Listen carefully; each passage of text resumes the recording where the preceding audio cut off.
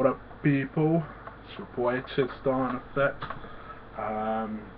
Coming to you today doing the Raw review from, I don't remember where they were, somewhere West Coast, from Raw, August 11th, 2014. A little bit better than last week. A little bit better. I expected a little bit more. Considering it was Hulk's birthday, I expected a little bit more excitement. Maybe that's the word I'm looking for. It just, I don't know. Anyway, I'll break down the show. We'll open with a good opening talking segment with Paul Heyman and Brock Lesnar. There's been a lot of talking done during this build-up. I think the build-up has been done quite well. I thought it went on maybe 3-4 minutes, a bit longer than it needed to, but all in all I thought it hit the points that it needed to. I thought generally it was a good, very good promo, hard-hitting promo from Paul Heyman, and essentially the point of the whole promo was basically him saying that this is Brock's house, and he's going to go out, take Brock out, have some dinner, as we put it, and then he's going to come back to Brock's house. So that was essentially the point of the promo, just saying that he's going to be the next WWE champion at SummerSlam. Good stuff, good promo, like I said, and then swiftly followed by the first match, which was Barebacksel, as I call them, which is Bareback and Axel versus Roman Reigns. It was a glorified squash match. Technically, I think this was a no contest, or someone got disqualified, I don't know. It was what it was. My only concern is that, for me, I think they're booking him too strong. To the point where it would almost be interesting if Randy Orton won at SummerSlam. I don't think it would hurt him. In fact, I actually think it would be better for Roman Reigns if Randy Orton won. Because if he beats Randy Orton at SummerSlam, then what? Now obviously, because of the epic beatdown that Orton gave him, you can't see anything but a Reigns win on Sunday. But I actually think Reigns is being booked so strongly that I actually think he needs to lose this match. I really do. That's my only concern with Reigns. But all in all, it was what it was. It achieved what it needed to achieve. Roman Reigns is an absolute unstoppable monster, and he'll go through whoever to get what he wants. Sticking with a Shield theme, it was Seth Rollins, who's, even though he's got the briefcase, is a bit of a forgotten man at the moment. I mean, yeah, there is an ongoing feud between Ambrose and Seth Rollins, but to be honest with you, Ambrose is stealing the show. At the moment, his promo works, he's so over with that crowd, and that crowd was fairly dead on Monday Night Raw, but who knew, the motherfucker's turning into one seriously hot babyface. Like, dare I say he could be like number 3, number 2 babyface at the moment, without Daniel Bryan there. He's that hot, he's that over with the crowd at the moment. He's really doing well. Number 2 and number 3 babyface, easily. I would say, easily. I don't even really remember what the fuck happened during this match. It was the match we should have got last week. It was Seth Rollins versus Rob Van Dam. Gosh, let me read my notes. Just shows you I wasn't really paying attention. Yeah. It was what it was, really. Just Ambrose basically attacked him afterwards. It kind of, really, the only thing that's left between these two is to have the damn match. You know, they've been putting off the match for weeks and weeks and weeks and weeks. It's now time to just have the match. And there's only so much you can do having Ambrose. There's only so many times you can have Ambrose attacking Rollins without having a damn match. I think by having a match, it will add an extra layer to this feud, because I don't expect the feud to end at SummerSlam. So I think that the stipulation is horrible. A lumberjack match, and this was Ambrose's choice, allegedly. Why the fuck would you? Why wouldn't you? I mean, why wouldn't you just have like a steel cage match? If you're worried about Seth Rollins running away, why not have a steel cage match? Or short of having a steel cage match, honestly, the stipulation I thought he was going to have was a Falls Count Anywhere match, because those matches are nuts. Why not have that match? I honestly, I did not understand. I did not understand the choice. That's the only disappointing thing. But I still expect this to be the match of the SummerSlam card. It was what it was. It did what it needed to do. Good stuff. And then an interesting layer plot segment, if you like. I know people didn't like this. I don't really know why, but I actually found the way this whole thing played out quite interesting. Essentially, Stephanie came out looking quite smug and pleased with herself, and then she brought out somebody who'd been allegedly Daniel Bryan's physical therapist. I don't know why wrestling in general seems to find terrible actresses to do these type of parts. But basically, she brought one woman out. I doubt this is Daniel Bryan's actual physical therapist. I know they used Daniel Bryan's real doctor earlier on in the feud, but I don't think this is Daniel Bryan's actual physical therapist. But they brought out some woman, and they brought her out, and they basically, to cut a long story short, this woman basically came out and said that, you know, Daniel Bryan and her basically fucked. And obviously this brought out Brie. Brie was like, what the fuck? What are you talking about? Are you telling me that Daniel Bryan's actually cheated on me? The only thing I didn't like about it was, what?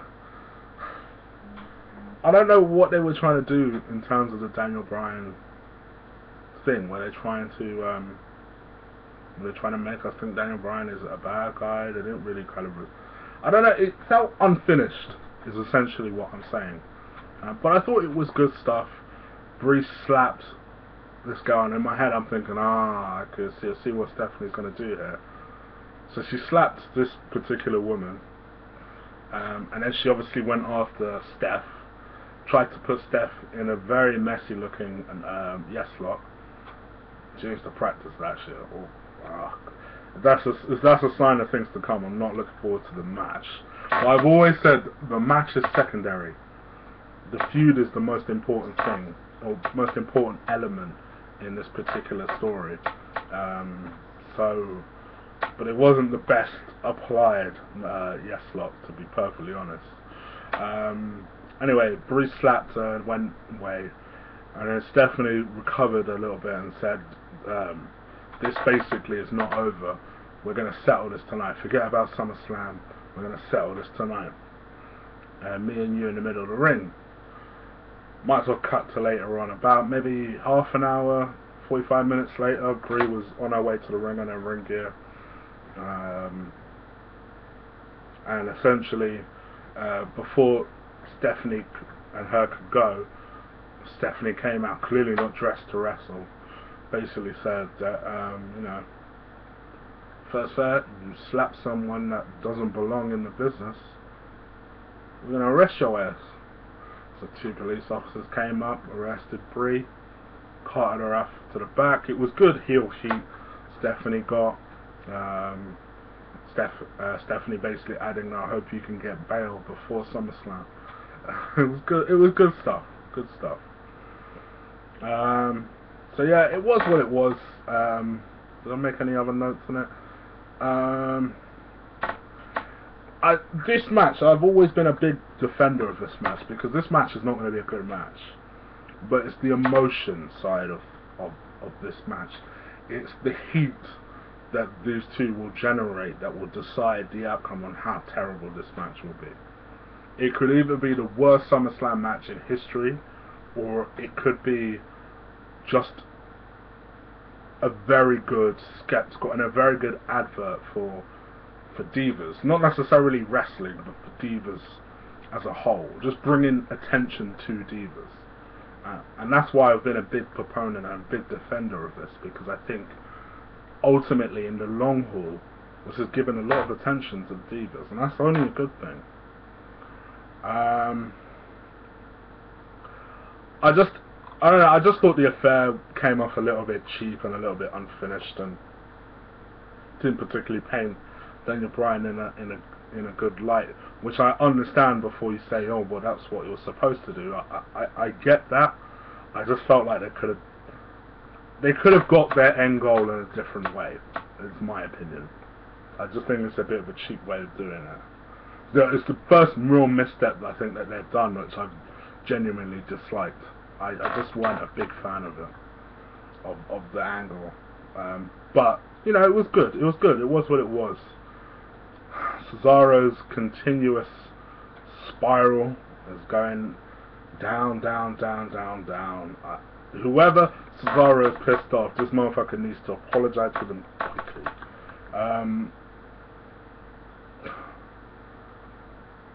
Essentially, it was a decent match, actually. One of Jack Sager's better matches.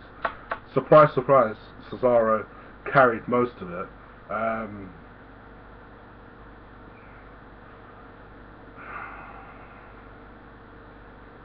I don't know. I think the only thing that I could say is it made Swagger look good, because it made him look like a threat, because he made Cesaro tap out. So I guess it makes him look like somewhat of an adequate threat to Rusev. But aside from that, I don't know, I'm a bit lukewarm to this all of a sudden. A bit lukewarm to this. And I can sense the crowd are as well, because they did not react to Jack Sager at all. I liked this. I liked this next bit. Genuinely, I've hated everything about this feud so far. A feud that, to me, has been the most disappointing feud I've seen in 2014. But this I liked. This was a video package, a video interview with Bray Wyatt and Chris Jericho. Bray Wyatt basically doing his thing, talking, asking Chris a lot of rhetorical questions, talking about Chris being the savior, and you know how he doesn't see himself as a savior, he sees himself as I don't know. It was good stuff, essentially. It was good stuff. Maybe Wyatt droned on a little bit. It's my only worry with Wyatt. I think he might need to shorten up some of his monologues. I get the point and the direction he wants to go. I think he just loses people interest sometimes when he drones. And this was one of those times where I felt it could have been maybe 30 seconds shorter, 45 seconds shorter. But it was good. It was good stuff. Chris Jericho, very clean, straight to the point, quick. Yeah, you basically, I don't know who the fuck you think you're fucking with. That I'm a 6-time world champ, and at SummerSlam I'm going to show you why, basically, is essentially what he was saying. Good stuff, though. Genuinely one of the first times that I've genuinely liked what they've done here. It was a unique way. Essentially, Michael Kell was supposed to be the one interviewing and asking questions. Bray Wyatt basically just said, fuck that, just fuck off. And they just had like a little one-on-one talk. It was a very unique way of presenting them. I liked it. And it was just different from the usual Jericho has a match, Wyatt's come in, beat him down, Bray cuts a promo, fucks off. It was good. I liked it. I still expect Bray to win, but I think Bray needs to win. Because it's just started to stall a little bit. I think he badly needs to win, and I think he will win. I think that's the whole point Jericho came back. I think Jericho came back, requested to work with Bray, to put Bray over. I think that's exactly what Jericho will do. AJ versus Eva Marie.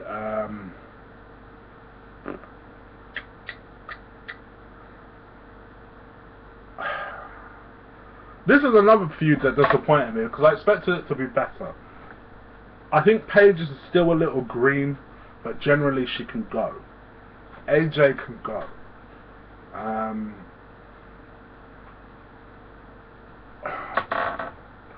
I don't know. I was watching the scene and I was just left a bit like, okay. Essentially, AJ and Eva Marie had a match. I know that would scare someone like Solomonster because no one seems to like Eva Marie in the ring, and I can see why. Then Paige recited a poem to her. It seemed to be the night of poems because Paul Heyman did one at the start of the show.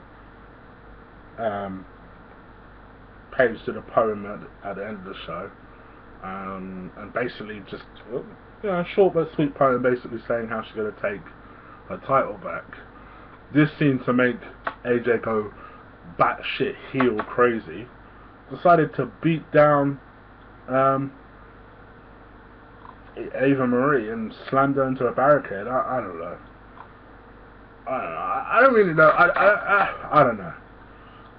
This is one of the ones. This is opposite to the other Divas feud. I think they've done better recently in trying to build some sort of feud, some sort of tension between the two. I just think it's just failed somewhat in doing that. I don't know what is missing between them. Almost similar to the Jericho Wyatt one. Something is missing there because there are two people that can go. But something is missing there, and this is what is happening here. Something is missing here, and I'm not sure what it is. But I expect the match. I actually expect the match to be a lot better than their previous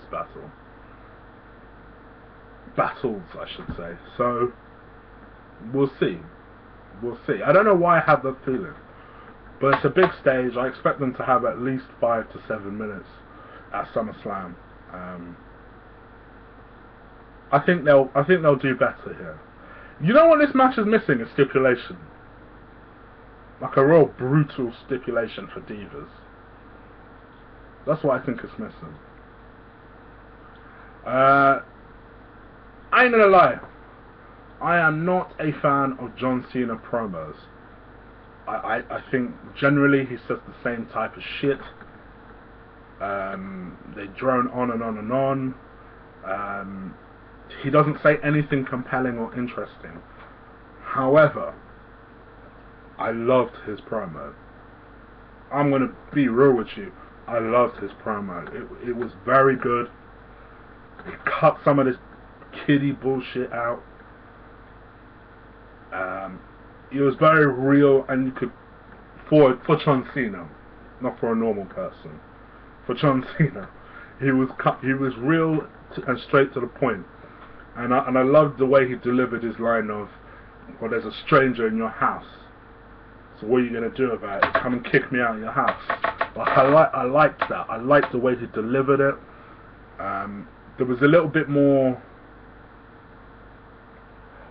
I mean, the commentators will describe it as emotion. I would agree, but heelish emotion. I like heelish emotion. When John Cena does it, I think he comes across very well on the mic. My problem with John Cena is he doesn't display that shit enough.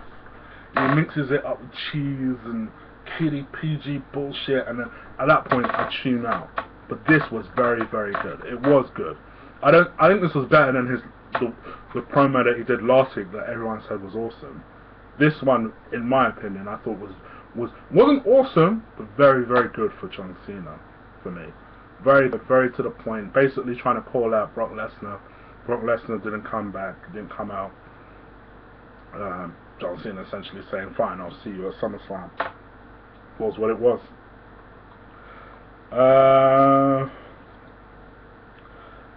Then Dolph Ziggler and Heath Slater had a match. Miz was out there. Miz basically tries to attack Dolph during the match. Dolph basically went out to the ring to try and fight Miz. That gave Heath Slater the count out win, basically. So, oh my gosh, they're giving Heath Slater like wins here. I don't know what they seem to be doing with Heath Slater. It's almost like they're giving him the Bo Dallas treatment. But it is what it is. Oh, and then in a match that I thought just dragged on and on and on. Mainly because I've seen these two have fights before. I personally don't believe they have chemistry. I just don't think it works. And that's why, for me, I didn't watch a lot of this match. But essentially it was Sheamus versus Randy Orton. I can't even remember who won. Oh, Orton won. The finish was good in the sense that Sheamus tried to come off the top rope. Orton gave him an RKO as he was coming down. It looked good, the sequence and the way they did it. Other than that, it was a snooze fest, this as far as I'm concerned. And obviously if Sheamus is doing the job, you know that this match is going to go on for a while, so that's exactly what happened. Wasn't something I was particularly interested in. And then they cut to what I was pretty much waiting for, and that was the Hulk Hogan celebration. Not because I'm particularly that interested in Hulk Hogan, because I'm an Ultimate Warrior guy. So, you know, it was what it was. I was half curious as to see who they would bring out as in terms of stars. I've got a list of the people they did bring out.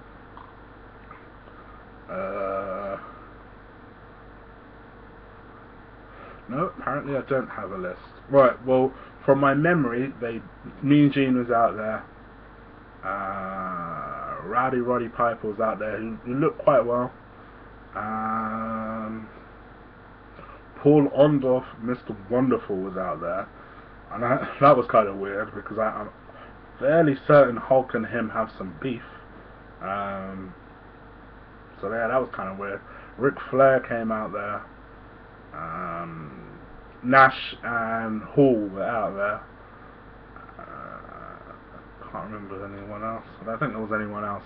Eventually they were all out there for Hulk Hogan's birthday. So he came out, kind of knew what was going to happen. Brock Lesnar's music hit. He was in no mood to fucking celebrate. Came out and basically strutted his way to the ring. Jumped into the ring. Just staring all of them down.